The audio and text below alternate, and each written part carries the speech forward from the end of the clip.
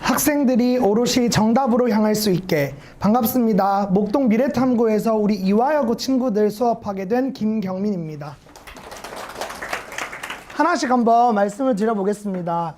다들 너무너무 많이 알고 계시겠지만 우리 11월 되면 공무원도 출근을 늦게 하고 비행기도 못 뜨게 할 정도로 중요한 대학 수학 능력 시험이 있잖아요. 이게 제가 이렇게 설명회가 있으면 써먹으려고 당일에 나왔던 기사들을 그냥 랜덤으로 제가 이렇게 캡처를 했던 건데요. 보시면 국어가 어떻다고 하던가요? 굉장히 어려웠다고 이야기가 되어 있죠. 아, 국어가 어렵다는 게 대체 뭔 말이냐? 이렇게 이제 등급 컷을 보시면 확인할 수가 있습니다. 자, 먼저 왼쪽에 이 노랑 색깔 계열로 되어 있는 건 언어와 매체라고 해서 이제 문법이 포함된 시험이고요. 오른쪽에 초록 색깔로 되어 있는 부분은 문법 없이 화법과 작문이라고 되어 있는 과목을 응시한 친구들의 등급 컷입니다. 보시면 뭐가 더 낫나요? 언어와 매체가 더 낫죠. 그 다음에 85점이라는 점수는 이게 수능 같은 경우에 우리 아이들이 이제 당장 3월 되면 모의고사를 볼 거예요. 그때 모의고사를 보게 되면 한 세트에 제일 많이 문제가 나오는 게 6문항이에요. 근데 6문항이 나오면 3점짜리가 보통 하나, 정말 많으면 2개 정도가 나와 있는데요. 그러면 한 세트를 냅다 다 틀려도 시간 없어서 나 몰라, 다 찍어 하고 찍어도 나머지 다 맞으면 1등급을 받을 수 있을 정도로 굉장히 어려운 시험이었다. 근데 저는 이 등급 컷 자체에 집중도 하고 싶지만 이 과목 간의 차이를 좀 말씀드리고 싶어요. 지금 말씀드렸던 것처럼 언어와 매체는 문법이 있고 화법과 작문에는 문법이 없잖아요. 보통 애들이 문법을 싫어합니다. 왜 그러냐면 문법 이꼴 암기, 그러니까 단원 간의 연계가 전혀 안 되고 그 시험을 칠 때 바짝 외워서 공부하고 마니까 문법 애들이 너무 어려운 거죠. 그래서 저는 이 문법이 참 중요하다라는 말씀을 드리고 싶고요. 다음으로는 우리 아이들이 치를 수능인데요. 말씀드렸던 것처럼 이전에는 이 화법과 작문, 그 다음 언어와 매체 중에서 하나를 선택하면 됐습니다. 하지만 현재는 언어가 공통에 들어가 있죠. 즉 우리 아이들은 무조건 문법을 해야 한다. 그래서 이 문법을 한번 제대로 해놓으면 고1 문법, 고2 문법, 고3 문법이 다르지 않아요. 그래서 문법 같은 경우에는 1학년 때는 문법이 이제 학교 교육과정에도 편성이 많이 되어 있거든요. 요때만 잘해 놓으면 이제 2학년, 3학년 수능 대비까지도 한 번에 할 수 있다는 말씀을 드리겠습니다. 자, 이제 어머님들께서 이제 가장 집중하셔야 되는 부분인데요. 제가 이 시험지 전체를 분석한 내용을 이렇게 보여드리려고 하면 우리가 이제 밤을 새야 돼요. 그래서 가장 우리 아이들이 첫 번째로 볼 시험, 교육과정이 변하고 올해 이제 고2가 되는 친구들이 치렀던 1학기 중간고사인데요. 일단 분석하기 전에 이 이화여고 국어 시험의 특징을 좀 보겠습니다. 첫 번째로는 선생님들이 3분 들어오세요. 그래서 A, B, C가 되어 있고 A, B, C 선생님들이 하시는 수업의 영역이 좀 달라요. 그래서 다르기 때문에 전 영역이 시험에 출제가 되는 거고요.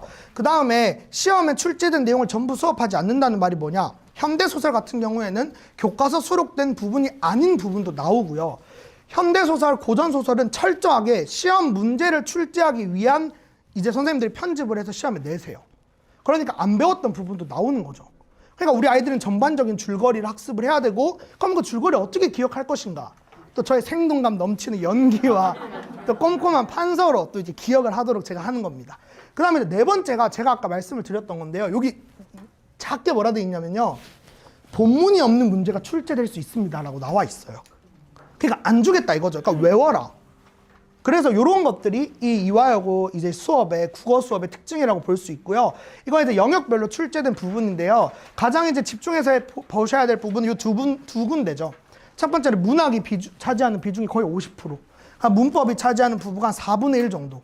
그래서 이렇게 문학과 비문학만 합쳐도 거의 70%가 이루어져 있고, 나머지 것들은 교과서에 배웠던 본문들이 출제가 되는 부분이라 뭐 난이도가 그렇게 어렵게 내시지는 않았습니다. 총평을 해보면요. 이화여고가 또 자사고잖아요. 근데 저도 자사고를 나왔어요. 저는 포항제철고를 나왔거든요. 근데 이 자사고가 보통 수능형을 추구하세요. 근데 이화여고 국어는 아니에요. 철저히 내신형입니다. 그래서 자사고 문제가 이래도 되나라는 생각이 드실 수 있어요. 왜냐하면 너무 내신 문제 같아서. 그래서 더 꼼꼼하게 모의고사 공부, 그러니까 나 국어 공부 잘해 하는 걸로 대비가 안 되는 거예요. 내신형이기 때문에. 그럼 두 번째는 이게 제가 이화여고 선생님들 시험 뭐 수업하시는 거 출제하시는 걸 보니까 이화여고 선생님들께서는 교과서를 굉장히 사랑하세요. 무슨 말이냐? 교과서 날개에 있는 어휘, 교과서 학습활동에 나와 있는 작품까지 시험에 다 내시더라고요. 그래서 꼼꼼하게 학습활동까지 분석이 필요하다. 그러니까 마지막으로는 전체적인 난이도가 어렵지 않아요. 킬러라고 할 만한 게 눈에 띄지 않아요. 근데 시간 압박이 굉장히 크다는 게 이화여고 국어의 특징입니다. 보통 국어 시험을 치면 50분을 줘요. 과목 상관없이. 그러면 이제 객관식만 나오면 한 25개에서 30개 정도가 나오거든요. 근데 이화여고는 시험 시간이 40분이에요. 근데 문제는 30문제예요. 어떻게? 그러니까 달달달달 외워야 돼요. 같이 쿵짝쿵짝쿵짝 하면서 외워야 돼요. 그러니까 N 회독이 너무너무 중요한 거죠. 제가 문제를 좀 가지고 와봤는데요. 제가 왜 내신형이라고 말씀을 드렸냐면 이 첫 번째 문제가 모두 고르세요입니다. 그러니까 이제 친구들 5명 중에서 옳게 말한 친구들에게 1점을 줬을 때 총 몇 점이냐. 즉 적절한 거 모두 골라라 이거죠. 요게 이제 내신형의 전형적인 특징이고요. 그럼 두 번째 이게 그겁니다. 소설 이생규장전에 대한 문제이다. 교과서의 내용을 생각하면 물음을 답해라. 근데 생각보다 디테일해요. 어떤 인물이 누구를 만나서 뭘 하려 한다. 되게 디테일하게 나와요. 그러니까 이게 내용을 명확하게 알고 있는 친구, 만약에 이게 본문을 줬다면 정답률이 엄청 올라갔을 거예요. 근데 본문을 안 주기 때문에 어려운 거죠. 그 다음에 제가 또 내신형이라고 말씀을 드렸던 게 이 두 번째 문제인데요. 사실 이거는 제가 또 조심스럽지만 감히 말씀을 드리면 이 중3 시험지에서 볼 법한 문제입니다. 그러니까 이거죠. 너 모음표 외웠어? 를 확인하는 거죠. 그래서 이제 친구들 시험 치면 또 이거 쓰는 거예요. 모음표 내가 외웠는지 안 외웠는지. 그러니까 그렇고, 그러면 이제 마지막 같은 경우에는 어휘 문제를 내신다는 거. 근데 이 어휘 문제는 교과서 날개에 나와 있는 것들 한 반, 그 다음에 언급되지 않는 것 중에서 우리 아이들이 좀 알아야 되는 어휘 반. 그래서 어휘 문제가 또 출제가 된다는 게 내신형 문제의 특징이고요. 그럼 시험 범위 왜라고 말씀드린 게 현대시 같은 경우에 여기 나이덕 시인의 땅끝은 이제 애들 시험 범위고요. 이 천양희 시인의 한계는 그냥 외부 지문이에요. 냅다 나온 거. 모의고사처럼. 안 배운 게 나온 거죠. 근데 이것도 문제 푸는 팁이 있습니다. 그 팁은 제 수업 때 오픈하겠습니다. 그래서 이렇게 또 이제 이렇게 외부 지문이 나와 있는 게 있고요. 그럼 이것도 이제 시조와 마찬가지로 다른 시조 나와서 이렇게 엮어서 판단하는 방법. 그 다음에 말씀드렸던 게 소설은 수업 시간에 안 배운 거 나온다라는 것까지가 시험 범위 외에서 나와 있는 거고요. 정리하면 이렇습니다. 중간 같은 경우에는 29문제를 40분 안에 풀어야 되는 그냥 기계적으로 다다다다다 풀어야 되는 시험이고요. 그 다음에 외부 작품 나오고 본문 제시 안 한다는 거. 그럼 전 영역이 나온다. 그 다음에 내신형 문제이기 때문에 어려운 건 없으나 실수를 유발할 수 있는 문제가 많다. 요게 이제 주차별 수업이에요. 이 첫 번째 주차 다음 주에 있을 얘기는 뭐냐면 이 중학교 때 배웠던 흩어져 있던 문법의 개념들을 고등 문법을 배우기 위해서 필요한 것들을 총 정리를 할 거고요. 그 다음에 2차 시부터 4차 시까지는 요 두 개를 하면 1학기에 배우는 문법이 끝이에요. 그래서 이제 뭐 꼼꼼하게 물론 내신 기간에 다시 할 거지만 일단 한 번 할 거고요. 5차시, 6차시, 7차시 동안에는 또 우리가 모의고사를 무시할 수 없어요. 왜냐하면 5등급제가 됐기 때문에 이제 변별을 할 수 있는 게 생기부, 그 다음에 최저등급이기 때문에 최저등급 대비는 고3 때 하면 늦어요. 그러니까 지금부터 틈틈 계속 해야 되기 때문에 여기 이제 문학 개념, 제가 말씀드렸던 그 개념 세우기 부분, 그 다음에 이 독서는 아까 말씀드렸던 독해도구 정리하는 시간이라고 생각해 주시면 되겠습니다. 네, 학생들이 오롯이 정답으로 향하는 그날까지 전 항상 아이들 사랑으로 가르치겠습니다. 감사합니다.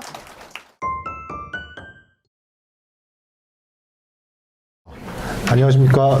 네, 목동 미래탐구 수학 강사 박영수라고 합니다. 이화여고 합격자를 위한 수학 재수업하고 그 다음에 이화여고 수학에 대해서 어느 정도 감 잡으실 수 있게끔 설명 좀 드리려고 올라왔습니다.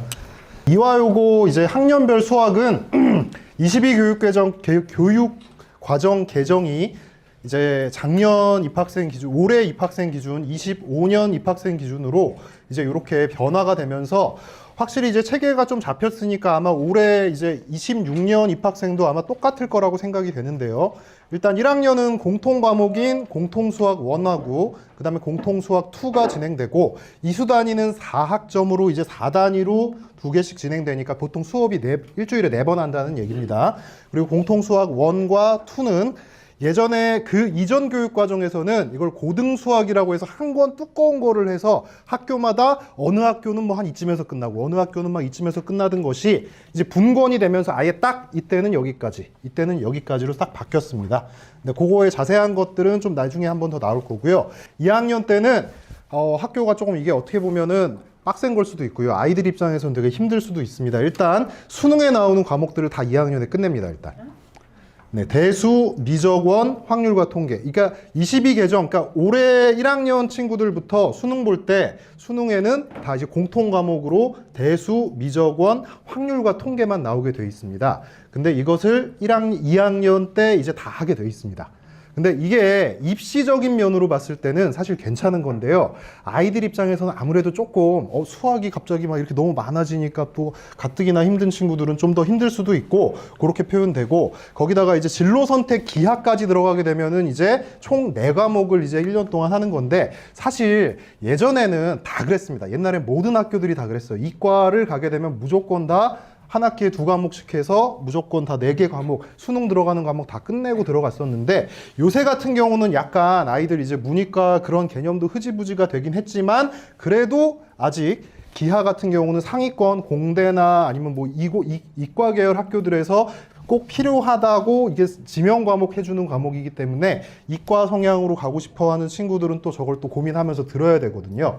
네, 그리고 3학년 때는 이제 미적분 2, 이제 미적분 2 같은 경우가 이제 그전에는 이제 수능에서 항상 아이들이 제일 많이 이과 성향 친구들이 항상 많이 선택했던 과목이었는데 이제 수능에선 빠지게 돼서 아무래도 저것이 조금 이제 변수가 되는 게 예전만큼 그렇게 엄청 빡세게 하진 않을 거예요. 옛날에는 수능 과목이니까 이과 애들은 수능 과목이니까 되게 빡세게 했었는데 이제는 내신용으로 약간 됐는데 그래도 이것도 마찬가지로 이제 주요 학교들에서는 다 이공계 쪽 계열을 가려면은 거의 무조건 들어야 되는 과목이고 무조건 이수를 해줘야 되는 과목이고 그냥 제가 살짝만 말씀드리면은 나머지 과목들은 보통 학원에서 수업을 안 해요. 이걸 다 듣는다는 게 아니고 이 중에서 선택을 한 2개 정도나 아니면 3개 정도까지 할 수 있습니다. 네, 그러면 이제 사실 닥친 게 제일 걱정이니까 1학년 수학 진도부터 먼저 볼 건데 아까 말씀드린 대로 책이 분권이 되면서 한 학기에 한 권씩 딱딱 끝나고요.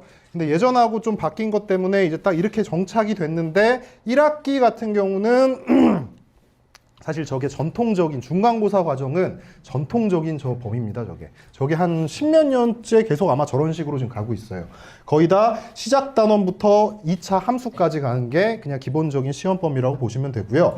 그 다음에 1학기 기말고사가 이제 방정식, 부등식부터 들어가는데 여기에 좀 변수가 있는 게 경우의 수가 들어가는데 수학을 좀 잘한다고 하는데도 또 경우의 수는 또 엄청 헤매는 친구들도 있고 경우의 수는 그리고 아이들이 조금 뭔가 이렇게 되게 푸는 방법들이 좀 자유롭게 좀 풀 수가 있고 약간 그런 것 때문에 조금 문제 풀이하는 것 자체에서 조금 그런 창의력이 조금 있어야지 좀 좋긴 한데 근데 이거 못하는 친구들이 좀 있습니다 생각보다. 그리고 행렬 같은 경우는 좀 들어가서 좀 뭐 이름이 좀 일단 벌써 싫어 보이긴 하지만 사실은 그렇게 어렵지까지는 않고요. 시험 문제는 크게 어렵게 그렇게 뭐 큰 비중을 갖고 있지는 않기 때문에 그냥 약간 뭐 꼽살이 꼈다라고 생각하시면 되겠고요. 그 다음에 이제 공통수학 2가 약간 이와 요거가 다른 학교들에 비해서 중간고사가 올해 같은 경우에 이제 추석 연휴 때문에 그랬는지 모르겠는데 시험 범위가 올해 같은 경우 기준으로는 중간고사에 큰 단원 한 단원밖에 안 들어갔습니다. 도형의 방정식 한 단원으로 끝냈고요. 그 다음에 그래서 기말고사 때 아주 박이 터졌습니다. 저게 되게 분량이 많은 거거든요. 사실 저 부분이. 원래는 보통은 한 집합 정도까지 해서 끊어줘야지 조금 그래도 나중에 기말 때 범위가 좀 적은데 기말 범위가 되게 많았습니다. 그래서 여기 다 열심히 공부하느라고 아이들이 했는데 여기선 거의 나오지도 않고 막 이런 경우가 좀 생겨요. 그러니까 범위가 너무 많거나 너무 좁으면은 또 약간 그런 문제가 생기는데 이게 올해 시험 범위였다면 내년엔 조금 달라질 수 있다는 거 좀 참고해 주시고요. 아마도 제 생각에는 추석 연휴 저도 아직 확인 안 해봤는데 그 추석 연휴에 따라서 집합 정도까지 보통 들어가는 것을 보통 학교들이 따라가는 대로 갈 거라고 생각하시면 되겠습니다. 네, 일단 넘어가 보도록 하겠습니다. 그리고 요거는 지금 별로 관심 없으실 것 같은데 몇 가지만 잠깐 언급해 드리겠습니다. 2학년 과목 다시 한번 말씀드리지만 1학기에 확률과 통계까지 들어갑니다. 대수랑 확률과 통계가 들어가고요.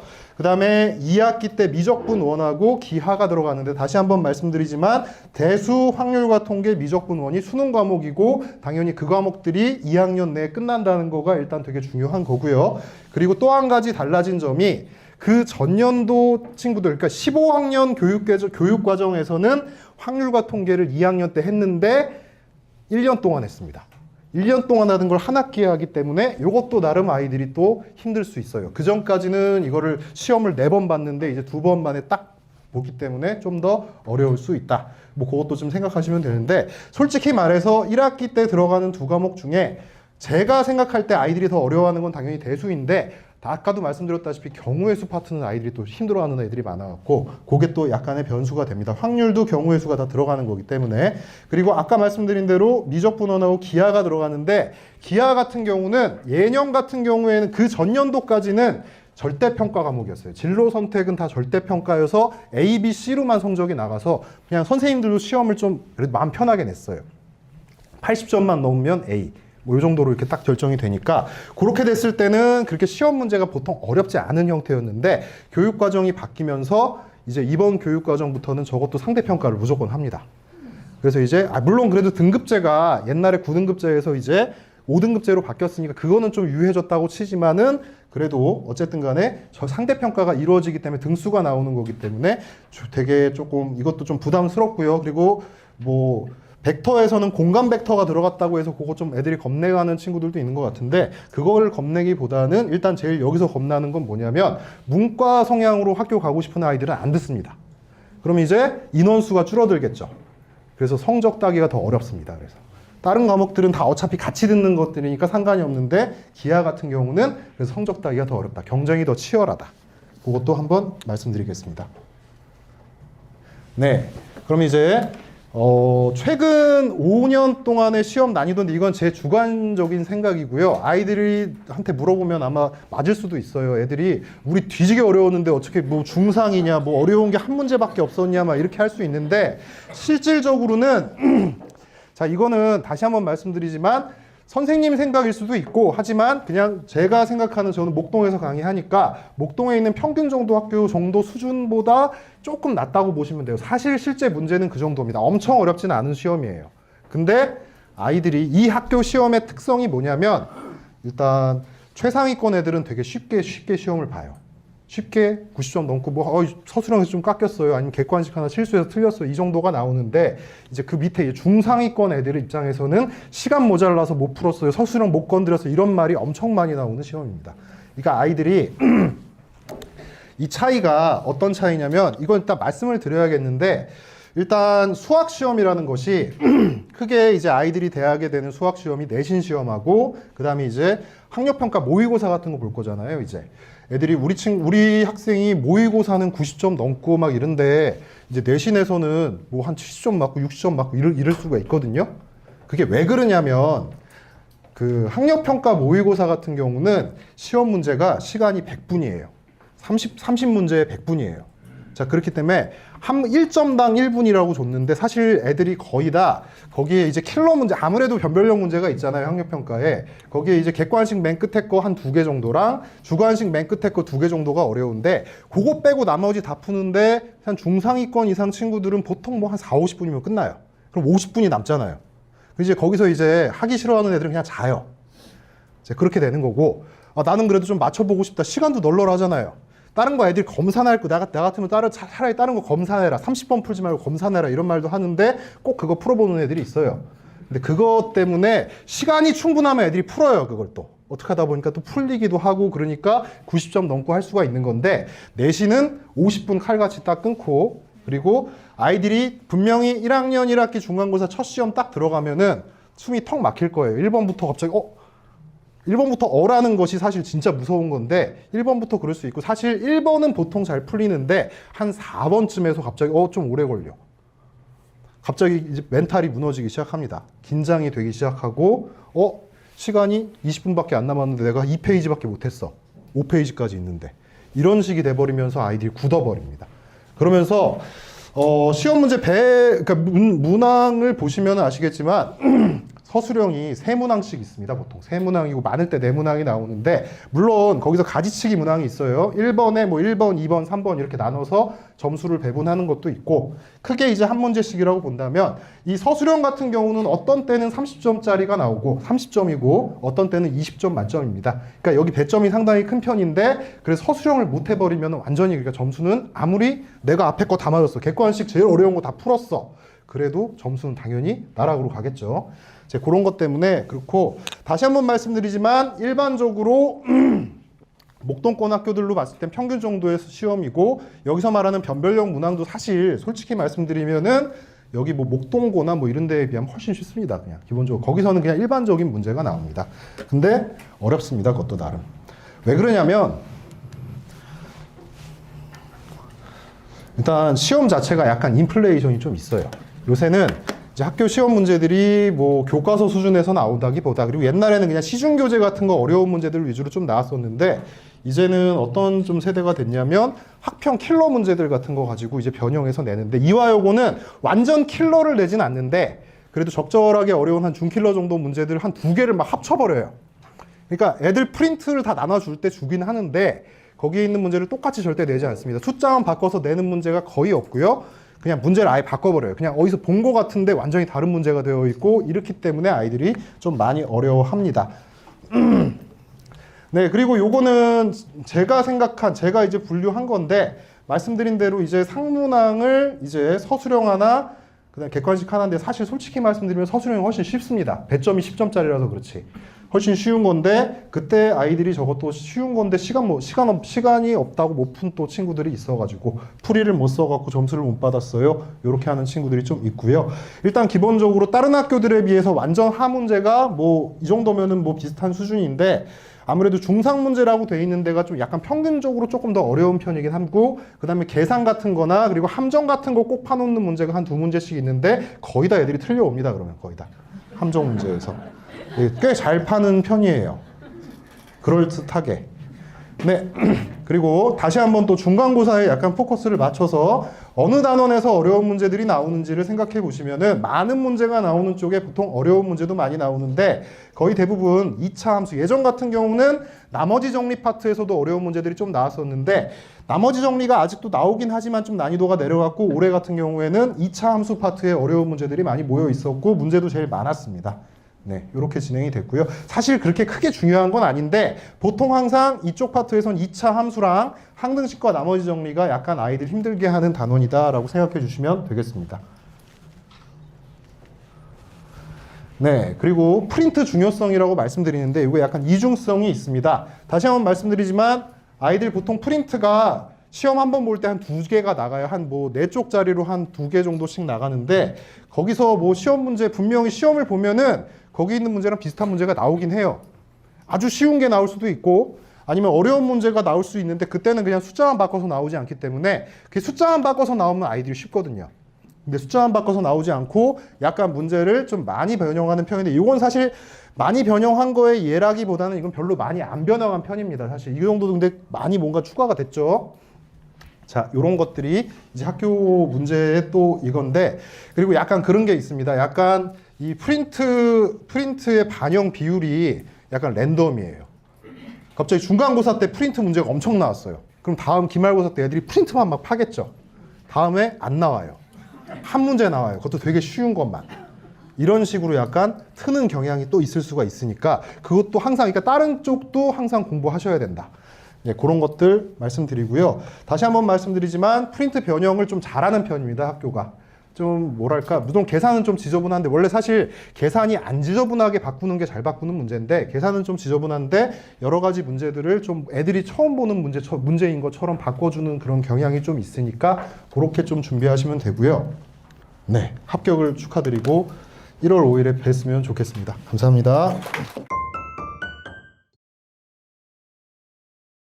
안녕하세요. 이화여고 가르치고 있는 서지혜 강사입니다.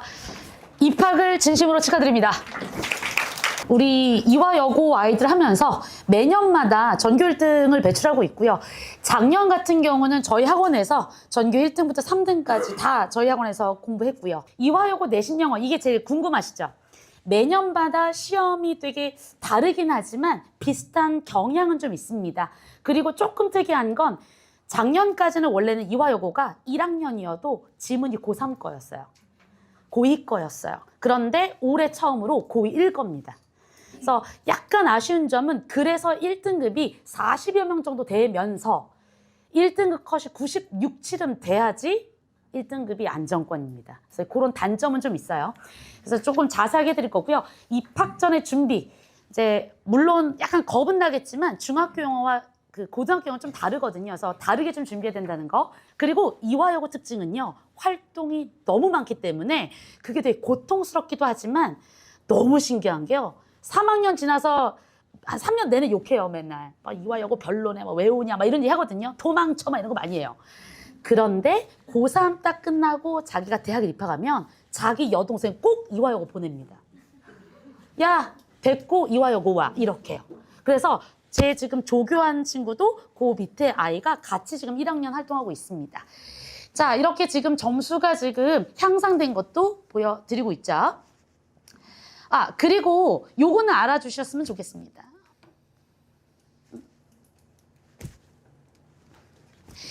고등학교 1학년 지금 올해 겁니다. 과목 평균 68.4. 여러분들은 별 생각 없으실 수 있습니다. 그냥 낮네? 그런 거 아니에요. 우리 고등학교에서 68.4면요. 시험이 엄청 쉬웠다는 뜻입니다. 그래서 만약에 9등급제였다 그러면 1등급이 없는 경우도 많아요. 그러니까 예를 들면 100점인데 2등급부터 시작이 되는 거죠. 그러니까 68.4 이건 시험이 쉬웠다 이렇게 이해하시면 될 것 같습니다. 자, 그리고 고2 같은 경우는 56점. 즉 말하면 고2는 지금도 9등급제예요. 그래서 56점 지금도 어렵습니다. 50점대는 어렵다는 뜻이고요. 그럼에도 불구하고 고2 아이들은 이화여고는 적응이 굉장히 뛰어난 아이들이기 때문에 15명밖에 1등급이 아닌데 96.5가 1등급이에요. 그리고 우리 고1 같은 경우는 거의 동일한데, 그러니까 인원수는 훨씬 더 많지만 96점에서 왔다 갔다 하는 경우가 있기 때문에 아까 말씀드린 것처럼 이왕이면 96, 7을 맞도록 애써야 될 것 같습니다. 자, 제일 중요한 거죠. 이건 천천히 해드리겠습니다. 이화여고 내신 영어입니다. 요거는 제가 볼 땐 사진 하나 찍어 놓으셔도 될 것 같아요. 1학기 중간고사였습니다.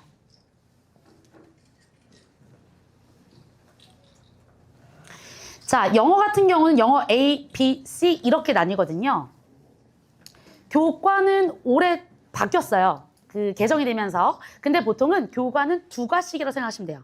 그러니까 1, 2과가 1학기 중간, 3, 4과가 1학기 기말 이런 식으로요. 그 다음 두 번째 영어 B입니다. 회화, 자체 유인물, 원어민 선생님이 수업이 들어가고 그게 시험에 나와요. 그런데 1년 내내 나오진 않았고요. 조금 모르겠어요. 내년에 바뀔 수도 있겠지만 이때는 딱 1학기 중간만 나왔습니다. 그 다음 영어 C, 이게 하이라이트입니다. 영어 C는요. EBS에서 나온 올림포스라는 책 있죠. 아까 말씀드린 것처럼 기존에는 고2, 고3 거를 했는데 올해 처음으로 고1 거를 했다. 그래서 아이들이 뭐 어학원을 다녔던 영어학원을 다녔던 이런 아이들은 너무너무 쉬워했어요. 단 100점은 안 나옵니다. 왜냐하면 그냥 문제를 푸는 것과 이 내신용으로 공부하는 건 조금 달라요. 그래서 조금 내용을 깊이 있고 꼼꼼하게 하는 게 중요하기 때문에 이거는 꼭 확인하셔야 될 것 같고요. 지문은 36개 정도가 나옵니다. 적은 겁니다. 시험 범위 줄어든 거예요. 자, 그 다음 개별적인 거는요. 능률복화 요 밑에 있는 단어책이 있고요. 540개 정도가 시험 범위입니다. 한꺼번에 나오고요. 능률복화에 나오는 예문이 있는데요. 그 예문과 똑같이 나오면 100점이 넘쳐납니다. 똑같은 게 안 나옵니다. 그래서 훈련하고 연습해야 돼요. 그럼 누가 훈련시키냐? 접니다. 그래서 그 문제를 만드는데 한 10문제 만드는데 한 대여섯 시간 걸려요. 왜냐면 심혈을 기울여야 되기 때문에. 그래서 최대한 아이들이 적응력이 뛰어나게 하게끔 제가 도와주고 있습니다. 자, 또 하나 개별 지금 첫 번째 보시는 게 모의고사인데요. 3월달 모의고사는 중간고사, 6월달 모의고사는 기말고사 이런 식으로 1년에 4번의 시험을 보고요. 이 4번이 각각의 시험에 포함됩니다. 단 모의고사는 학교에서 진도를 나가주지 않아요. 그러니까 알아서 각자 공부하여라가 포인트입니다. 자, 근데 특징은 하나 뭐냐면 알아서 하는 대신에 어법 문제나 주관식은 안 나와요. 자, 제가 일부러 요거는 간단하게 좀 마련했는데요. 제가 9등급제 때는 이런 얘기예요. 5등급 안에는 무조건 들어와야 된다. 4등급이면 넌 해낼 수 있다. 이런 얘기 하거든요. 그리고 지금 5등급제는요. 2등급 안에는 무조건 들어와야 됩니다. 그렇다면 3등급일 수 있잖아요. 그러면 3등급 같은 경우는 기존으로 따지면 6등급 정도가 되기 때문에 대학에서도 이 학생을 뽑을 때 좀 곤란해요. 왜냐면 6등급은 조금 죄송한 얘기지만 정말 공부 안 하는 애입니다. 혹은 공부를 할 시간에 고민을 많이 하는 애예요. 네, 계속 고민해야 돼요, 막. 그래서 이 친구들은 사실은 공부에 많이 매진을 못하기 때문에 정말 안타깝지만 요 위에 있는 4등급 아이들 조금 억울한 거죠. 그래서 이왕이면 3등급이었어도 어쨌든 무조건 2등급에 가게끔 애써야 된다. 그 다음 중요한 포인트입니다. 요것도 사진 하나 찍으셔도 될 것 같습니다. 제가 작게 써가지고 잘 안 보이실 텐데.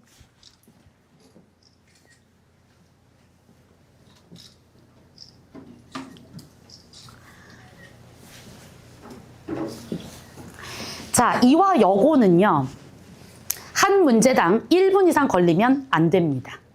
네. 보고 바로 해야 돼요. 그래서 맨 처음에는 아이들이 갑자기 그러니까 시험 문제 풀면서 공부를 하는 애들이 있어요. 바로 문제 풀어야 되는데. 그러니까 그럼 굉장히 위험하다는 얘기죠. 그래서 왜 그러냐? 중간고사 같은 경우는 45문항인데 50분 내에 풀어야 돼요. 그 다음, 오른쪽에 보시면 기말 같은 경우는 40문제 내면서 40분에 풀어야 됩니다. 그래서 자칫하면 큰일 날 수가 있어요. 그래서 맨 처음에 별 생각 없이 한 아이들 중에서는 마지막 한 장을 아예 못 푸는 친구들이 좀 있어요. 어떤 느낌인지 아시겠죠? 하지만 적응력이 뛰어난 이화여고 아이들이기 때문에 금방 나중에는요, 시간이 남습니다. 그래서 그건 걱정 안 하셔도 됩니다. 자, 보시면요, 능률복화에서 나오는 거는 주관식이 없습니다. 그리고 보통은 9문제에서 10문제 정도 나오고요. 그 다음 4번 먼저 볼게요. 원어민 선생님 수업은 5문항이 나왔습니다. 주관식 없었습니다. 그 다음 5번 먼저 보시면 주관식 없는 모의고사고요. 모의고사 아까 말씀드린 것처럼 어법이나 주관식은 나오지 않습니다. 그럼 뭐가 가장 중요하냐? 2번과 3번 영어 A, B에 들어오시는 선생님 것이 제일 중요하더라. 그 이유가 문항수를 보시면 24문항이에요. 그러니까 절반 이상이죠. 그리고 제가 일부러 빨간색으로 포인트를 잡아놨는데요. 이화여고에서 사실은 이제 어법은 기본이에요. 그런데 올해도 그렇고 작년도 그렇지만 포인트를요, 내용 일치가 굉장히 많이 나옵니다. 그래서 아이들이 그 내용이 뭐예요라는 얘기를 제일 많이 하거든요. 왜냐하면 내용 일치에서 혹시나 모두 선택이 나오면 답이 2개인지 3개인지 헷갈리면 틀리는 겁니다. 네. 그리고 보통 한 문제당 2.7, 3.7, 3.5 이런 식으로 매겨지기 때문에 만약에 이 배점이 높은 걸 하나 틀렸다 그러면 약간 곤란해지는 거죠. 네. 자, 그래서 내용 일치를 꼭 파악하셔야 되고요. 지금 제가 여기다가 유추라고 표현했는데 지금 약간 분위기는요, 추론이나 유추 관련된 문제를 많이 내려고 하시는 추세입니다. 그래서 아이들이 이제 내용 일치가 파악이 돼버린 거예요. 그런데 추론하고 유추하는 건 약간 헷갈리는 거죠.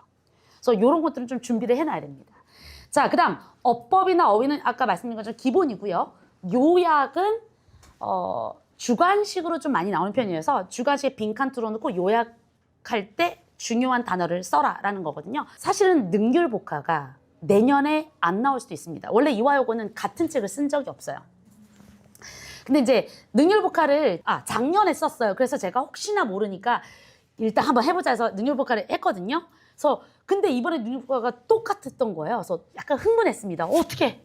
그런데 작년에는 1부터 18이었는데요. 이번에는 1, 3, 5, 7 이런 식으로 가더라는 얘기죠. 그러니까 작년 시험지가 전혀 의미가 없었다는 거죠. 그래서 올해 같은 경우도 제가 능률복화를 토대로 잡아서 일단은 할 겁니다. 방학 동안에. 그런데 너무 실망하지 마셔라. 이화여고는 특별하니까 다른 단어책일 수도 있다라는 점 아셔야 될 것 같습니다. 자, 입학 전에 영어 준비를 어떻게 되냐? 이건 이제 뭐 다 알고 계실 것 같지만 제가 첫 이화여고 중간고사에서 실망할 수도 있는 분들을 위해서 마련해 온 겁니다. 중학교는 절대평가죠. 그러다 보니까 4번 중요한 게 많이 나옵니다. 그래서 2번 중학교 영어는 벼락치기도 가능하고요. 좋은 학원 선생님이 빡센 학원 무서운 선생님 만나면 100점도 나옵니다. 혹은 학원 안 다녀도 가능합니다. 자, 그런데 이 중학교 같은 경우는 A가 나온다라는 게 학교가 조금 본인도 얘기해요. 저희 학교가 원래 쉬워가지고 이런 친구들은요. 한 40% 가까이가 1등급 즉 말하면 A가 나옵니다. 그러다 보니까 그 생각하고 그러니까 이건 아이들을 탓하기가 좀 곤란한 게요. 자신의 성공 경험이라는 게 되게 중요하잖아요. 그러니까 아이들은요. 중학교 3년 과정의 성공 경험, 벼락치기 했다, 선생님이 무서웠다, 그냥 외웠다, 뭐 여러 가지가 있을 거 아닙니까? 그거에 토대로 해서 그렇게 똑같이 공부한 다음에 3등급을 맞게 됩니다. 5등급제에서. 그 다음에 어떻게 해야 될지 모르겠어요. 설마 이걸 다 외워야 됩니까? 뭐 이런 일 되게 많이 하거든요. 자, 단순함기라고 썼는데요. 그럼 고등학교 영어는 외워야 돼 말아야 돼 이런 얘기 되게 많이 하세요. 이거는 본인이 찾아 나서야 돼요. 어떤 학생들은 무조건 외워야 되는 학생도 있어요. 안 그러면 되게 불안하대요. 그래서 그 친구는 제가 그랬거든요. 야, 너 그렇게 잘 외울 것 같으면 약 같은 거 잘 외우겠다. 그래서 약대 갔습니다. 그러니까 가능한 게 있다는 얘기죠. 근데 어떤 아이들은 이해를 해야지 외우는 친구들도 있어요. 그러니까 외우는 건 똑같지만 아무 생각 없이 달달달달달 외우면 의미 없어지고요. 본인도 외우면서 시간 낭비 같고요. 나중에 여기서 눈물이 줄줄 흘러요. 그러니까 분명히 외우는데 아까 지문은 54개 정도가 나오거든요. 30개 외우면 이제 눈물이 계속 나오는 거예요. 망한 것 같아서. 그러니까 자기가 방법을 계속 찾는 게 되게 중요하고요. 그래서 중요한 걸 잘 외우는 게 포인트입니다. 그래서 중학교 때 시험 대비 방식으로는 학습 좌절이 발생할 수 있다. 이화여고 영어의 내신의 성공 비결입니다. 카이스트가 한 친구는요. 영어를 맨날 못한다고 그랬어요. 그러니까 궁극적으로 1등급이 나왔지만 자기가 못한다고 생각을 해요. 그러면 노력합니다. 그런데 뭐 국제중 나왔어요. 나 뭐 영어 좀 해요. 이런 친구들은요. 노력하는 걸 약간 아이들 표현 지금 제가 까먹었는데 약간 없어 보이나 봐요. 그리고 막 외우는 스타일이 아니래요. 무슨 스타일인지 잘 모르겠는데 맨날 그거 하다가 이제 망하는 거죠. 자, 이화여고 영어에서는요. 자기 객관화가 돼 있어야 돼요. 뭐 스타일이건 말건 그래서 알아 몰라. 아는데 맨날 얘기해요. 아는데만 한 3번 외칩니다. 잠깐 기다리래요. 기다릴 수 없습니다. 그다음 망하는 거죠. 그러니까 자기가 지금 아는지 모르는지를 정확히 알아야 된다. 그리고 1학기 중간고사 다음에 그냥 받아들이자. 그다음 빨리 올리자가 포인트입니다.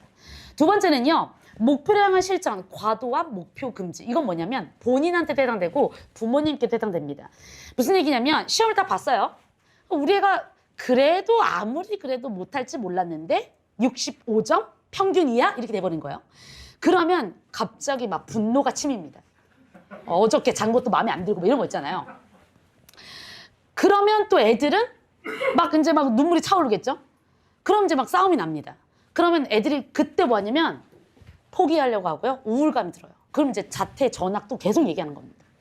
자, 제가 이런 얘기예요. 어머님들 그래서 저한테 전화 통화하실 때 이래요. 선생님 다음에 100점 나오면 되죠? 아니 지금 65점인데 무슨 100점이에요. 일단 열심히 해서 100점 당연히 여기 가슴에 있지만 75점이 나와도 칭찬해 줍시다 얘기하거든요. 아이한테도 얘기해요. 선생님 저 그냥 100점 나올게요. 네가 어떻게 나와? 못 나와. 하지만 넌 무조건 해낼 거야. 그러니까 한번 보자. 그때 그 다음에 85점이 나왔어요. 근데 걔는 막 실망하는 거예요. 그럼 내가 20점 오른 여자가 실망하면 어떻게 하는 거야? 이랬거든요. 그러니까 자꾸 본인이 할 수 있다라는 어떤 목표를 설정해야지 무조건 100점 아니면 뭐 마포대교 맨날 이상한 얘기 하거든요. 절대 그러시면 안 됩니다. 3년 생각보다 굉장히 깁니다. 그래서 장기적으로 해낼 수 있다. 이런 마인드를 가져야 되고요. 또 하나. 제가 이렇게 겁을 줘요. 근데 간혹 가다가 공부 안 했는데 막 100점 나온 애가 있어요. 저도 좀 속상하거든요. 이런 애가 나오면 안 되는데. 근데 너무 특이한 건 자만이 그 아이를 망칩니다. 너무 신기한 게요. 100점 맞은 친구가 사실은 2학기 중간에 81점 맞았습니다. 그리고 이번에 99점 나왔는데 궁극적으로 1등급이 안 나옵니다. 그러니까 그렇게 하면 안 된다는 얘기죠. 근데 1학기 중간에 89점 나오고 이번에 100점 나온 친구는 똑같이 1등급이 안 나올지라도 아이는 자기가 해낼 수 있다는 생각을 한다는 얘기죠. 그래서 좌절하고 자만하고 할 시간에 장기적으로 플랜을 짜는 게 더 좋겠다. 그 다음 기본 실력은 방학 때 잡으셔야 됩니다. 왜냐하면 지금 1학년이 끝나잖아요. 그럼 지금 바로 2학년이거든요. 그럼 이제 시간이 없습니다. 그래서 지금 바로 예비 고1 때 2달 그때 고1, 2 확실한 수능독해 실력 가져야 되고요. 영문법이 딱 정해서 나오는 경우도 있지만 전체로 나올 경우가 있거든요. 다 정리하는 게 좋고요. 그 다음 단어. 그 스타일 좀 빨리 찾아봅시다. 2개월 동안 자기 스타일 찾아가지고 단어 어떻게든 잘 외우고요. 그 다음 여름방학이 생각보다 되게 중요한데요. 여름방학은 어느 정도 내신이 그 틀이 좀 잡히거든요. 그러면 1학기 때 망한 친구들도 그 여름방학 한 3주에서 4주 왔다 갔다 합니다. 그 기간에 2학기 내신 대비합니다. 그러면 그 친구들 중에서 이번에 100점 나온 애들 좀 있어요. 그러니까 이렇게 계속 잘할 수 있게끔 방학을 활용하시는 게 좋겠습니다. 그래서 굳이 얘기 드리면 1년 중에 3개월밖에 없어요. 그래서 이때가 참 중요한 시기다. 그 여러분도 아시다시피 이번에 그 수능 영어 몇 % 나온지 아세요? 그죠? 3%밖에 안 나왔죠. 그래서 소문에 의하면 어렵다 그러죠. 제가 이제 이런 얘기하면 이제 저 악플 달릴 거라 얘기 못 하겠는데 쉬웠습니다. 네. 그러니까 왜 그러냐면요. 아이들의 생각이 지금 예비고일 올 정도면 우리 이화여고 붙을 정도면요. 수능 독해가 어느 정도 돼 있는 애들이 많습니다. 그래서 1학년 때는요. 1등급이 곧잘 나와요. 100점도 가끔 나옵니다. 그래서 어머님들 생각에도 영어는 됐나 봐 이런 생각 하시거든요. 그 다음 2학년 때 살짝 내려가요. 그 다음 3학년 때 70점, 80점 나옵니다. 왜 그러냐면요. 중학교 때 영어에 투자 많이 하시잖아요. 수학도 투자 많이 하지만 그리고 영어는 어릴 때부터 투자하셨잖아요. 그래서 그 빛을 발하는 게 1학년입니다. 만약에 투자하셨다면. 그 다음 2학년 때부터 이제 내리막길 가는 거예요. 그 다음에 고3 때는 이제 엉망이 되는 겁니다. 그래서 왜냐면 저는 이해해요. 왜냐면 다른 거 할 게 많기 때문에. 그래서 방학 동안에 지금도 중요하지만 꾸준하게 하는 게 가장 중요하다는 거 꼭 말씀드리고 싶습니다. 첫 개강일을 만나보겠습니다. 감사합니다.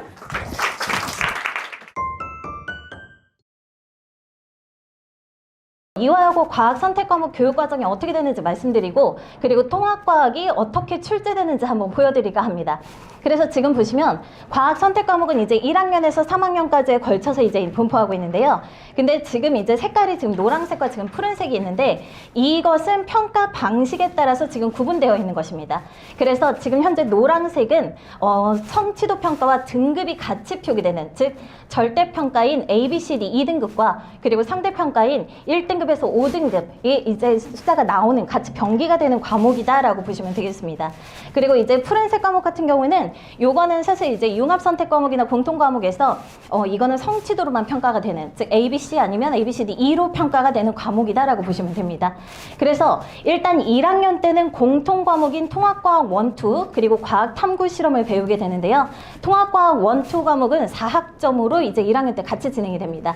그리고 사실 2학년 때 이제 들어가게 되면 이제 전공이 무엇이냐에 따라서 이제 아이들 달라지게 되는데요. 그래서 아마 1학년 여름방학쯤에 이제 아이들 전체적으로 학교에서 조사를 하게 될 겁니다. 그러면 사실 이제 아이들이 조금 생각해야 되는 분야가 무엇이냐? 1학년 때 통합과학을 이제 배우면서 자기가 만약에 이공계를 지망한다라고 하면 사실 이제 직업 선택이나 전공 선택에 있어서 과탐 과목이 매우 중요하잖아요. 그래서 본인이 어떤 과목을 원하고 어떤 과목을 공부하고 싶어 하는지 조금 유념해서 한번 볼 필요가 있습니다. 이공계를 지망하는 학생들이라고 하면 거의 이제 과탐 과목에서 3과목을 선택해서 듣게 되거든요. 그런데 이번에 이제 고교 학점제가 되면서 달라지는 점이 무엇이냐? 그것이 바로 예전에는 물화생지를 2학년 1년 동안 쭉 수강을 했던 과목입니다. 그런데 그것이 2학년 1학기 때 집중이 수제로 지목이 된다는 겁니다. 그래서 사실은 2학년 때도 이제 아이들이 좀 부담이 클 수밖에 없는데요. 그래서 거의 대부분의 학생은 만약에 이공계를 한다라고 하면 물화생을 선택하는 경우가 많은데 그것들이 이제 조금 더 이제 좀 비중이 높아졌다. 그리고 사실은 성취도 평가와 상대 평가가 같이 나오기 때문에 좀 힘들 수도 있다라는 점 보여드립니다. 그리고 2학년 2학기 때는 이제 여기가 위에서부터 해서 물화생지 관련 과목인데요. 근데 이거는 원래 2015년 교육과정에서 물투, 화투라고 했던 그 과목에서 좀 파생이 된 과목이라고 보시면 되겠습니다. 거의 내용은 물투, 화투와 유사한데요. 근데 차이점은 무엇이냐? 15년도 교육과정에서는 사실 그게 절대평가였습니다. 그래서 A, B, C, D로 나오다 보니까 그냥 그때는 사실 아이들이 그렇게 커다랗게 부담이 없었고 학교에서 문제를 그래도 수월하게 출제하시던 편이었습니다. 그런데 이것이 이제 상대평가로 바뀌었다라고 보시면 되겠습니다. 그래서 이렇게 바뀌었고요. 그리고 3학년 2학기 때 사실 이화여고 교육과정의 조금 다른 특징인데요. 이 고급 물리학, 고급 화학은 일반 학교에서는 거의 이제 개설이 되지 않는 과목입니다. 그런데 이화여고에서는 개설이 되어 있는데 이게 사실 특목고 전용 과목입니다. 그래서 특목고에서 개설하는 과목이기 때문에 이화여고에서 이것을 수강했다라고 하면 이공계에서 아마 학과 진학에 대해서 조금은 장점이 될 수 있다라는 점 말씀드리도록 하겠습니다. 그래서 전체적인 과정은 이렇게 진행이 되고요.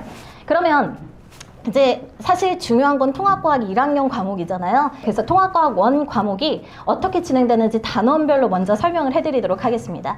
사실 통합과학은 일단 1 그리고 2 있는데요. 1 과목에 3단원 그리고 2 과목에 3단원이 있다라고 보시면 되겠습니다. 근데 1 과목에서 일단 과학의 기초 부분은 그렇게 난이도가 어렵지는 않으나 근데 이 부분에서 기본량과 단위라고 해서 그 과학을 배움에 있어서 기본적인 단위들은 이 환산이나 이런 것들을 알아야 되는데 이 부분을 조금 어렵게 느낄 수도 있습니다. 그리고 2단원은 지금 보시면 이렇게 진행이 됩니다. 그래서 각 영역별로 난이도를 줬는데 사실 그렇게 난이도가 높지는 않다라고 생각이 듭니다. 근데 사실 아이들이 처음에 시험을 치르는 영역이기 때문에 체감 난이도는 더 높다라고 보시면 되겠죠. 근데 여기서 보시면 각 파트별로 나뉘어져 있지만 사실 경계가 모호한 단원들도 몇 가지가 있습니다. 그래서 보시면 지각과 생명체 구성물질은 생명과 지구과학 내용이 있는데 작년에는 이화여고에서 생명 선생님이 가르치셨습니다.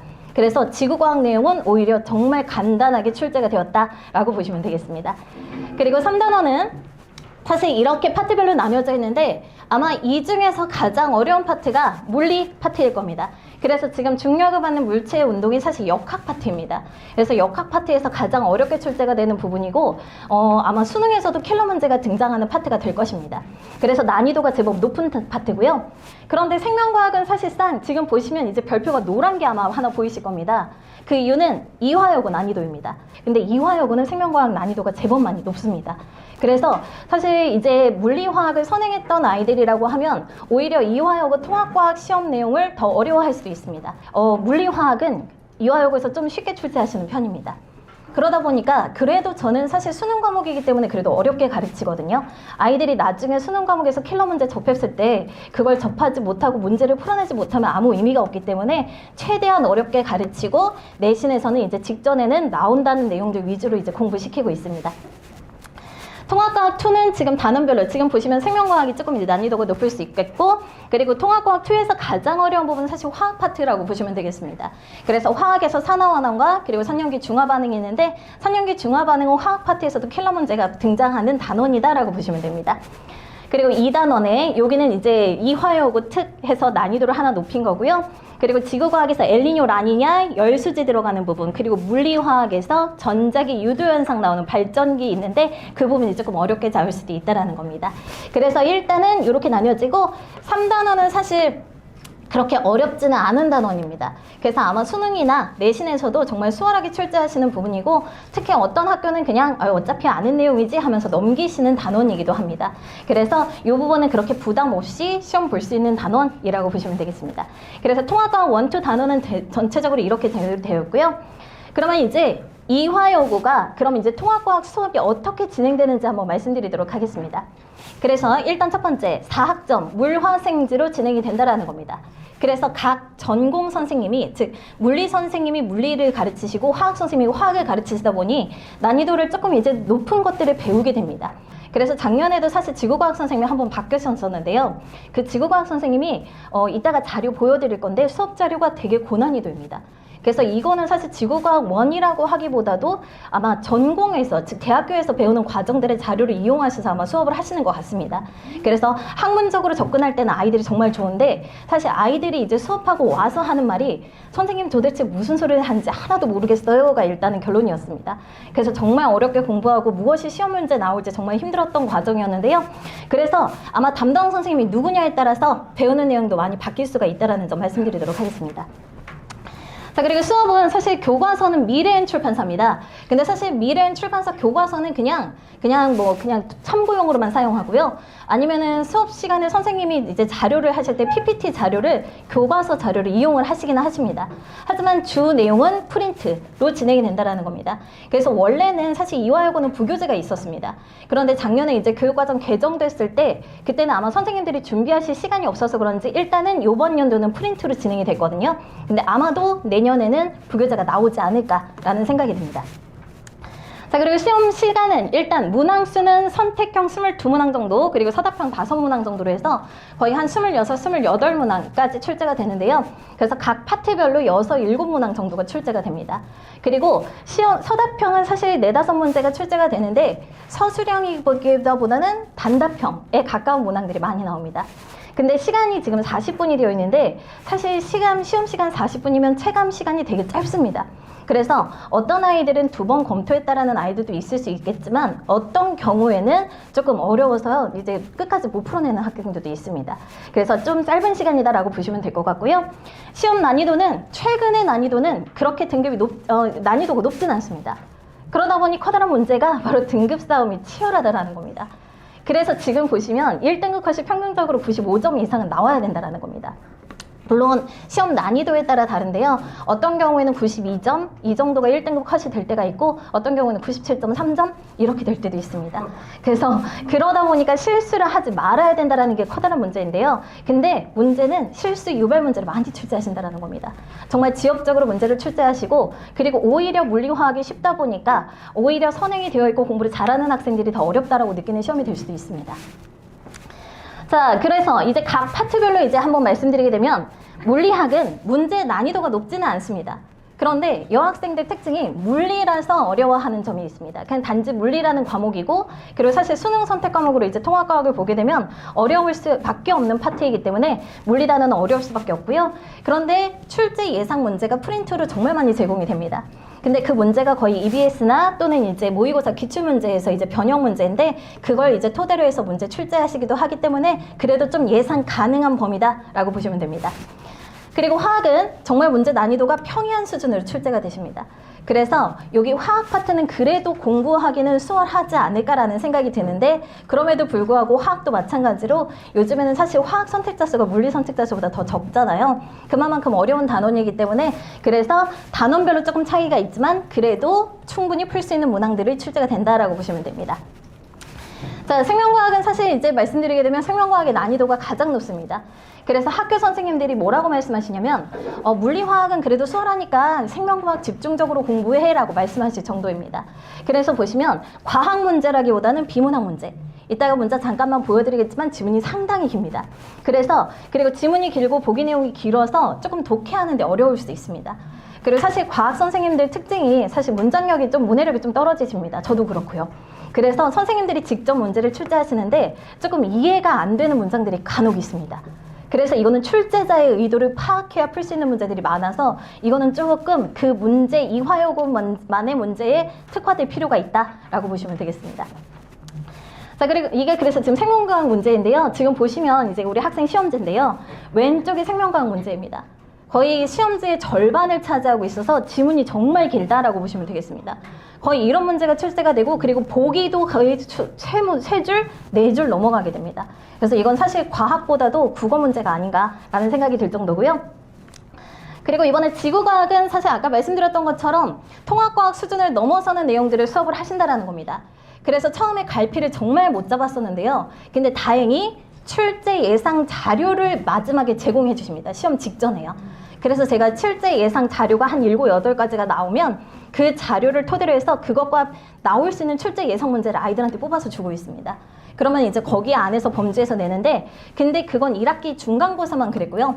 그 뒤로는 학교 교과서 내용, 사실 이거는 통합과학 이제 어느 시중 교재를 뒤집어도 아마 안 찾아질 겁니다. 그런데 수업 내용에서 선생님이 지나가시면서 하시던 말씀들이 시험 문제로 출제가 되고 있다는 점. 그렇기 때문에 수업 내용을 집중하지 않으면 틀리는 문제들이 반드시 등장할 수밖에 없습니다. 그래서 보시면 이게 지구과학 자료입니다. 학교에서 제공하는 자료인데 가운데는 교과서 내용이고 그 교과서에 관련된 심화 내용들이 이렇게 제시가 됩니다. 근데 사실 이 내용이 그 선생님이 그래서 막 칼세이건 얘기도 정말 많이 하시고 그리고 이 내용이 사실상 이제 지구과학 원이나 통합과학 교재에서 절대로 나오지 않는 자료들이거든요. 그런데 이 자료를 수업 자료로 이용하시고 그리고 그것을 시험 문제에 출제하신다는 겁니다. 그래서 시험 문제 이렇게 출제가 되어 있어서 아마 타 학교에서 보면 이화여고 문제 정말 어렵다라고 느껴지게 되실 겁니다. 그래서 이런 식으로 출제가 되고 있고요. 그래서 지금 1학기 중간고사 예상 시험 범위는 이렇게 진행이 됩니다. 그래서 물론 선생님이 누구시냐에 따라서 이제 바뀔 가능성이 높은데, 그래서 사실 지구과학 이 지구 시스템도 사실 3단원에 있는 내용이거든요. 근데 3단원에 있는 내용이 1학기 중간고사 시험 범위로 들어갔다. 그래서 사실 저도 작년에 이제 수업할 때 거기 안 들어갔다고 해서 진짜 부랴부랴 진도를 바꿨던 계획이 있었거든요. 그래서 조금 선생님에 따라서 진도 순서도 달라질 수 있다는 점 말씀드리겠습니다. 그래서 통합과학 어려워하는 학생들도 많겠지만 그래도 과학이 제일 자신 있는 과목이 될 수 있도록 최선을 다해서 가르치도록 하겠습니다. 감사합니다.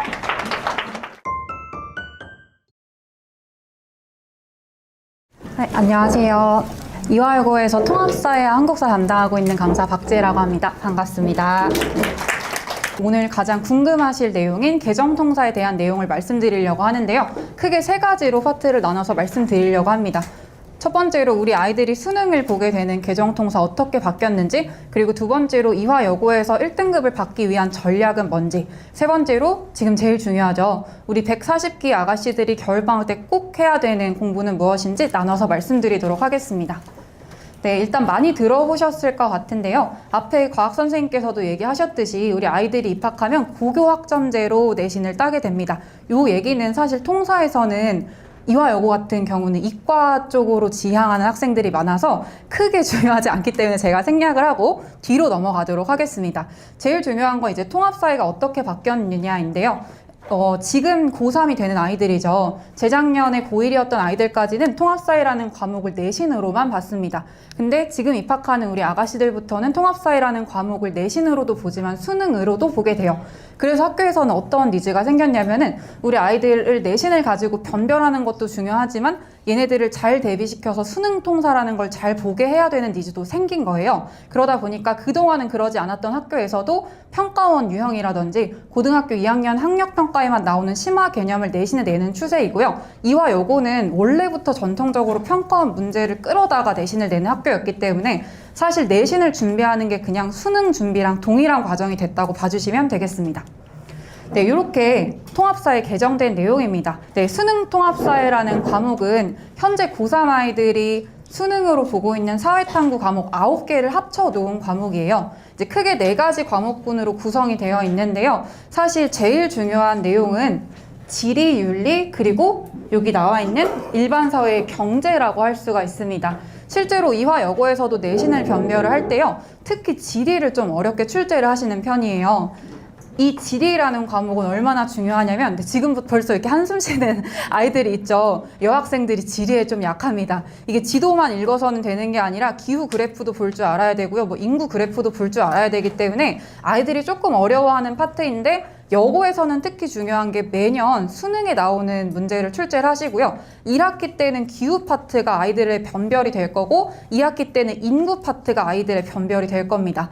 그리고 특히 벌써 이제 걱정하는 학생들이 많을 텐데 요 경제 파트 같은 경우는 원래 순서대로 하면 2학기 중간 때 출제가 돼야 되는데 우리 이화여고에서는 올해 2학기 기말에 출제를 했어요. 그렇게 해서 요렇게 4가지 과목군에서 시험 문제가 나오고 여고는 특히 수능 아이들이 보는 고3 평가 문제를 변형해서 출제하신다는 점을 알고 가시면 좋을 것 같아요. 네, 특히 요게 이제 이번에 올해 올려놓은 2026년 신입생들 과목 배당표인데요. 지금 보시면 국영수랑 마찬가지로 통합사회도 4학점으로 배당이 된 것을 보실 수가 있어요. 지금 사실 이렇게 입학 확정을 받으시고 기분 좋게 여기로 오시면서 우리 아이 국영수 못하면 어떨까지라고 걱정하셨지만 통사랑 한국사 걱정하면서 오신 분들은 많지 않으실 거예요. 근데 중요한 게 지금 통사랑 한국사 배점을 보면은 7학점입니다. 그리고 제가 3년 동안 이 이화여고 학생들을 가르치다 보면은 보통 이 두 과목의 등급이라고 하죠. 이게 연동되는 경우가 많아요. 특히 이따가 소개를 해드릴 건데 국영수를 1등급을 받는 아이들도 유난히 암기 과목은 약해서 여기서 3, 4등급으로 떨어지는 아이들도 있고요. 반대로 국영수를 따라가지 못하는 학생들 같은 경우는 여기서 변별력을 갖는 게 훨씬 더 효율적이라는 점을 전략적으로 말씀을 드립니다. 네, 이렇게 중요하다는 점을 말씀드렸고요. 이렇게까지 제가 설명을 들었지만 속으로 난 중학교 때 역사랑 사회는 한 번도 100점 안 맞아본 적 없는데 그리고 항상 A등급이었는데 라고 생각하시는 분들이 있을 거예요. 이 이화여고도 사실 상상고만큼이나 아이들의 공부 열정이 이제 뛰어난 학교이기 때문에 그냥 마음을 놓고 아무런 준비도 하지 않으신 채로 입학을 하시면 내가 설마 되겠어? 라고 하는 3, 4등급이나 5등급을 받을 수도 있거든요. 그래서 제가 말씀드리고 싶은 거는 통합사회랑 한국사도 지금부터는 고등학교 입학하고 나서부터는 국영수와 똑같은 주요 과목이다 라는 거를 강조드리고 싶습니다.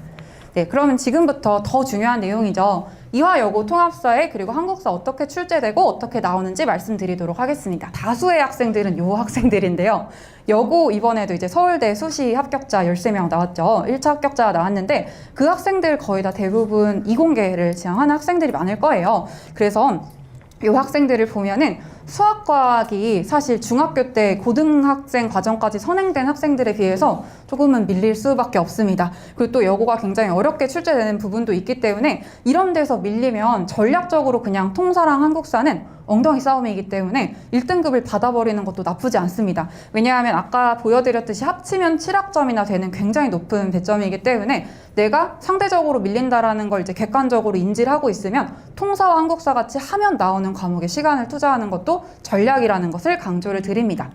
네, 지금부터는 텐이 있으시면 필기를 하셔도 좋을 것 같습니다. 여고에서 학교 선생님들께서 어떻게 수업을 하시는지 가르쳐보지 않은 강사면 말씀드릴 수 없는 거를 좀 가져와 봤는데요. 첫 번째로 계속 강조하고 있듯이 4학점이기 때문에 요거는 주요 과목이라는 거 말씀드리고요. 중학교 때 받았던 성적 이제 잊으셔야 된다는 것도 한 번 더 강조드렸고요.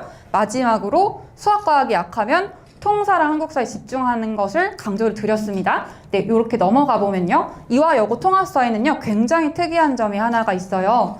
선택형만 나옵니다. 제가 여러 학교 시험지를 봤지만 서답형을 안 낸 학교는 이화여고 하나밖에 없거든요.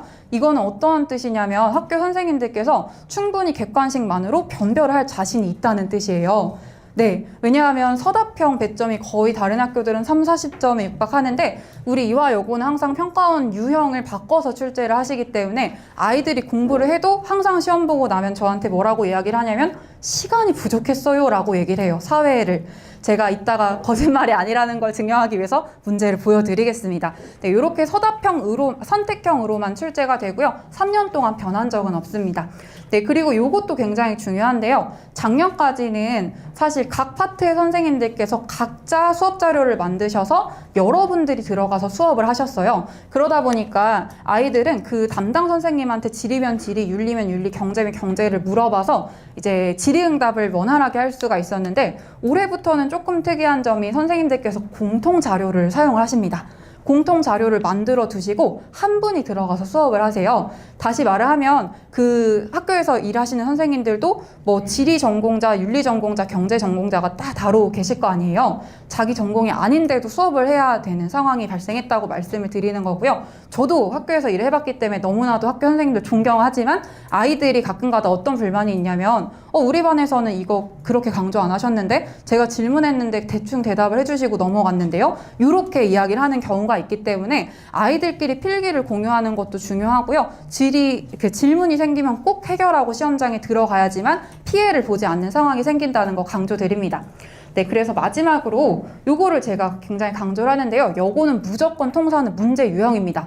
아이들이 중학교 때는 보지 못했던 새로운 유형들 있죠. 고3 아이들의 그 논리를 변별하기 위해서 내는 그 유형들을 학습하고 들어가야지만 아이들이 긴장하지 않고 실력을 제대로 발휘할 수 있다는 점을 강조를 드립니다. 네, 이렇게 세 가지 파트로 나눠보면요. 일단 여고는 사실 이렇게 세 가지 과목을 다 어렵게 내시긴 해요. 이렇게 찍으시면 윤리 같은 경우는 일단 평가원에 나오는 개념들을 교과서에 없더라도 출제를 하시는데요. 올해부터 어떤 변화가 생겼냐면 수능 통합사의 과목이 되면서 교과서에는 없는 이 생윤에서 출제되고 있는 싱어나 롤스나 또는 노직 같은 학자들의 원조 방식 같은 것도 프린트로 따로 주시고 출제를 하셨습니다. 또 생윤에서만 나오는 뭐 이상주의와 현실주의의 갈등 같은 경우도요. 여기서 출제를 하셨습니다. 이제 걱정하지 않으셔도 되는 게 제가 고2 생윤과 사문도 또 강의를 하고 있기 때문에 학교에서 프린트를 주시면 여기서 내겠다는 뜻이구나 이렇게 캐치를 할 수가 있거든요. 그래서 이렇게 고3 개념까지 대비를 해야 된다는 점을 말씀을 드리고요. 특히 우리 아이가 이과형 아이다라고 생각을 하시면 윤리 파트가 오히려 변별이 될 수가 있는 게 아이들이 보기에 윤리는 제대로 공부하지 않으면 말이 다 똑같아 보여요. 그리고 말장난처럼 이렇게 조사 하나로 바꿔서 오답을 설정하는 과목이기 때문에 이렇게 윤리가 나온다는 거 한 번 더 강조드리고요. 지리 되게 특이한데요. 프린트를 안 주세요. 3년 내내 한 번도 프린트로 수업하신 적 없는데 수능 문제를 그냥 출제를 하십니다. 그러니까 수능 문제를 출제하셔서 지리야말로 여러 가지 문제를 풀어봐야지만 당황하지 않고 시험장에서 문제를 풀 수 있다는 것을 강조드리고요. 학교 선생님이 필기를 몇 가지 해주세요. 필기를 해주시면서 이 중요하니까 봐라 이렇게 말씀을 하시는데 제가 잠깐 넘겨보면 이런 것들 있죠. 이거 지리 문제거든요. 이렇게 교과서에 없는 수능 소스예요. 수능 소스를 그대로 출제를 하신다는 점. 네, 지리가 난이도가 높다는 점을 다시 한번 강조를 드립니다.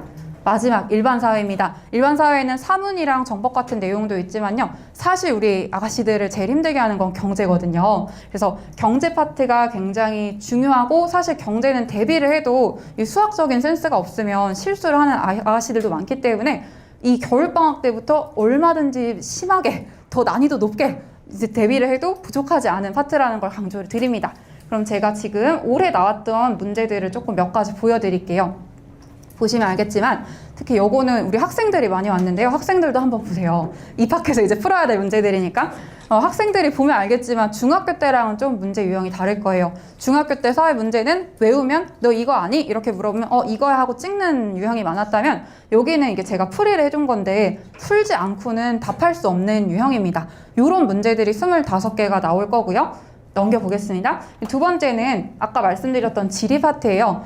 지리 파트, 이 문제 유형이 어렵다는 게 아가씨들이 이제 25문제를 풀다 보면은 엄청 긴장돼요. 근데 짜증나게 학교에서는 자꾸만 이 보드게임 유형을 주고 이걸 따라서 게임을 풀래요. 그래서 이게 맞으면 뭐 옆으로, 틀리면 아래로 가서 맞는 패턴을 그려라. 이런 유의 문항들을 매년 문제 하나당 한 2-3문제는 무조건 출제가 되고 있고요.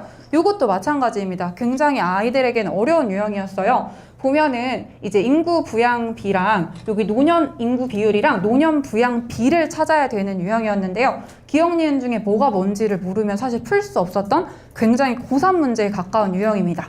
이것도 마찬가지고요. 맞으면 옆으로 아니면 밑으로 가라. 아이들은 풀다 보면 멘붕이 오죠. 이런 문제가 25개가 있으면 이제 연습하지 않고는 사실은 100점 맞기는 굉장히 힘든 과목이라는 것을 말씀을 드립니다. 이것도 이제 지리 문제, 이번 기말고사 때 나왔던 문제들이고요. 근데 걱정하지 않으셔도 되는 게 제가 5개년치 기출 다 해설을 해줄 거기 때문에 한번 풀고 들어가 보면은 아이들도 충분히 풀 수 있는 내용입니다.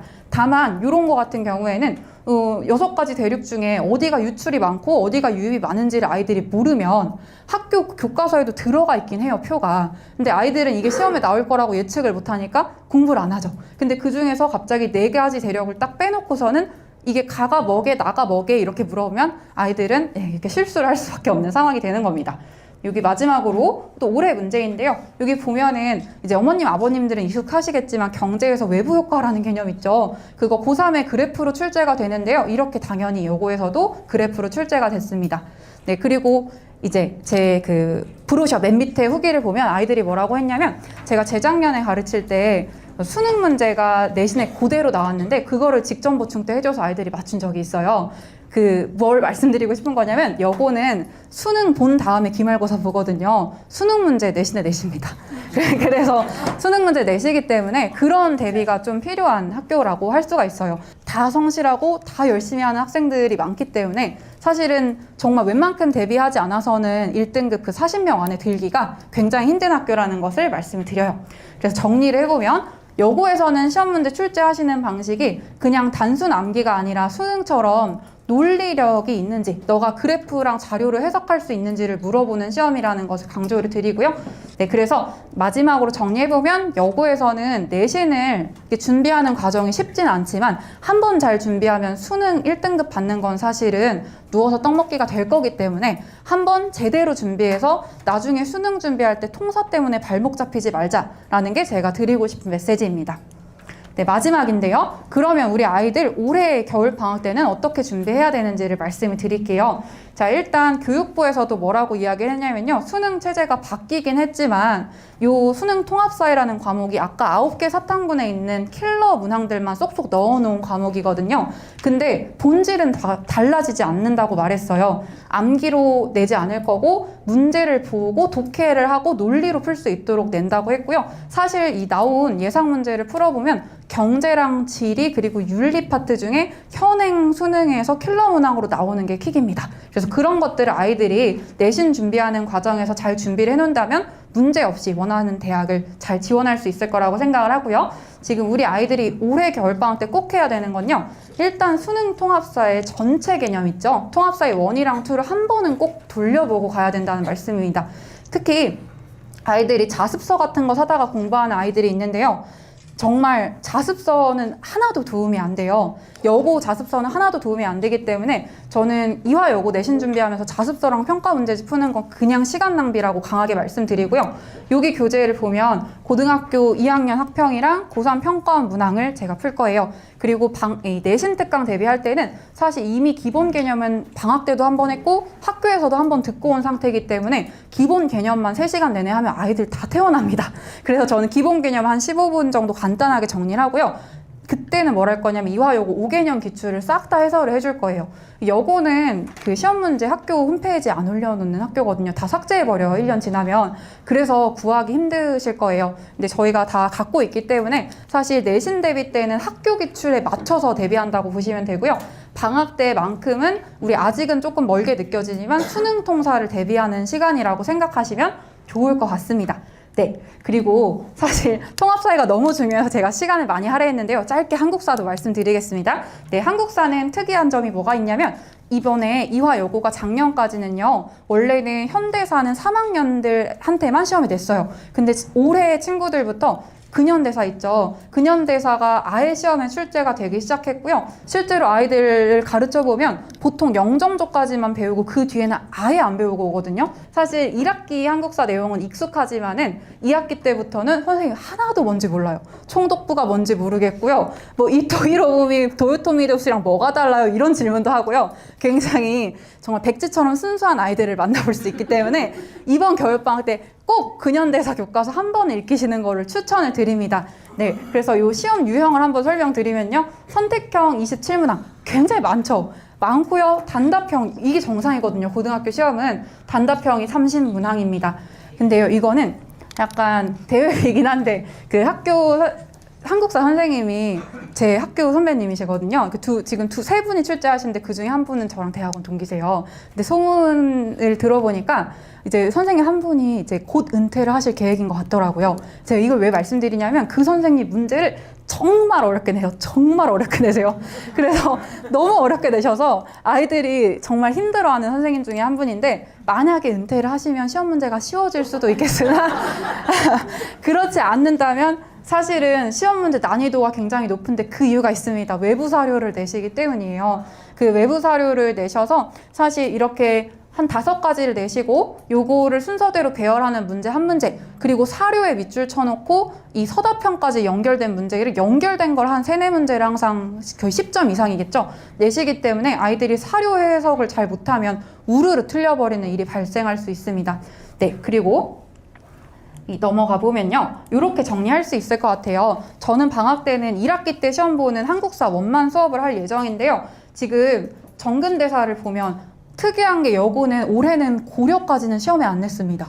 그래서 조선 전기부터 시험에 내셨거든요. 그래서 저도 만약에 학교의 분위기를 보고 올해도 고려를 안 하실 것 같으면 방학 때도 고려를 안 하고 그냥 조선하고 근현대사를 하려고 해요. 그렇게 해서 연도, 지명, 인명 모두 암기를 해야만 만점 받을 수 있는 시험이고요. 네, 정말 어렵습니다. 네, 그리고 근현대사인데요. 네, 현대사 어떻게 출제할지 사실 고3 기출밖에 없어서 저도 긴장을 했는데 꽤나 난이도가 어렵게 출제를 하시더라고요. 그리고 아이들한테 사실 이제 저희가 헌법 개정을 굉장히 많이 한 나라잖아요. 그게 시험에 나오면 4차 개헌이 뭐지, 5차 개헌이 뭐지, 선생님 뭐 2공화국이 뭐예요, 3공화국이 뭐예요, 이런 게 다 너무 생소하기 때문에 아이들이 올해 겨울방학 때 꼭 근현대사 내용을 한 번은 보고 갈 수 있게 해주시면 입학해서도 문제 없이 따라올 수 있을 것 같습니다. 네, 올해의 시험 문제예요. 이렇게 보면요. 요거는 제가 왜 가져왔냐면 교과서가 이렇게 있으면 본문 말고 여기 부석탱이 있죠. 그 날개에서 밑에 뭐 김선수, 여운형, 박헌영 이렇게 적혀 있던 거예요. 저도 쪽지 시험 때 계속 요것만 떼가지고 누군지 외우라고 계속 연습시켰거든요. 1번 문제로 나온 거예요. 1번 문제로 나와서 이게 누가 누군지 사실 내용을 보시면 다 똑같은 내용이거든요. 우리 독립국가 하자 이 내용이라서 이것만 보고는 구분이 안 갑니다. 그러니까 이게 지엽적으로 외워야지만 풀 수 있는 문제 나온다는 거 강조드리고요. 말씀드렸듯이 외부 사료, 외부 사료 이렇게 나열해가지고 순서대로 나열해라, 그리고 옳지 않은 거 골라라, 이런 거 나옵니다.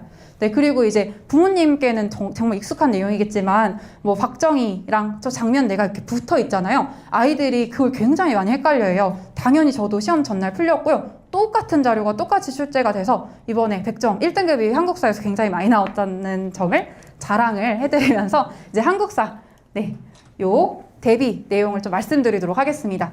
긴 시간 집중해 주셔서 감사합니다.